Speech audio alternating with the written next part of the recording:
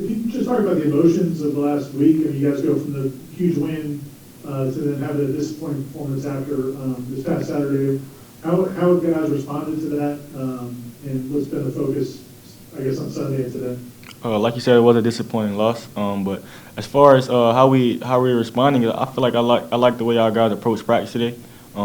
As a team, period. I just like the way we approach practice. I feel like we practice hard. Even though we have a bye week this week, I feel like we still practice hard, and we overemphasize the things that we missed out on in the previous game.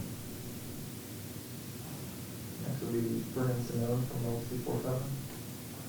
Hey, Keyshawn. What's going on, Brendan?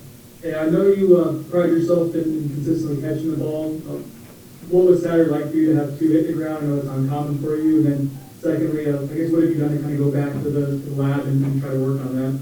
Yes, sir. Disappointing performance by me, and I'll be the first one to say it. I'm the most critical person of myself, and all I can do right now is look myself in the mirror, and it comes back to doing those little things, on both of those passes.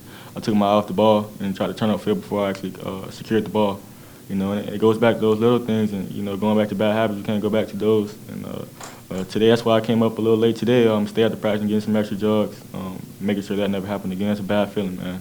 Bad feeling, especially the expectation I hold of myself. Bad feeling, and I don't want it to ever happen again. So that's why I stay at the practice and got some extra work. Keyshawn, when you're playing the game and you see your team start to fall behind a little bit, how do you stay focused and stay, within the game, stay focused on yourself, as Noel said, don't pay attention to the scoreboard or the other team? Like you said, just don't pay attention to the scoreboard. One play can change the game.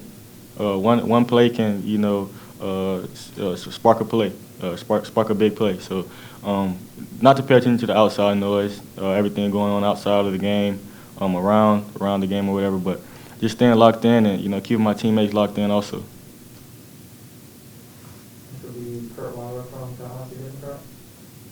You talked about it a little bit, I guess. How important is this week to reset? I know some guys feeling up, I'm sure, and that will help. But this a mental reset, a physical reset before kind of the final stretch of the season. It's very important. It's very important. Like you said, to reset and to, not necessarily reset. I wouldn't say that because the work still has to be done.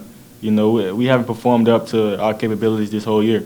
So the work still has to be done. But it is good to be able to get extra treatment. Be able to get those things so our bodies can feel better going into Pittsburgh. We'll go back to Brendan. You got a couple of series with Chubba Purdy at the end of the game. What are your thoughts on Chubba and how he handled himself for a guy making his first plays of the season? He's a smart guy. I'm excited for him. Missed opportunity right there at the end of that drive. For me, great ball by him. But I'm proud of that dude. He's overcame so much since he's been here, and I'm excited for him.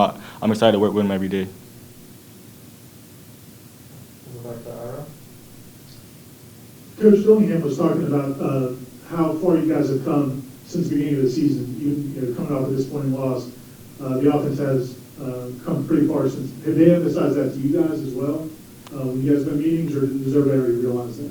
I think for the most part we realize that, but we're still not where we want to be, at the end of the day. So there's no time for any pats on the backs or anything like that. We still not where we want to be as an offense as a whole.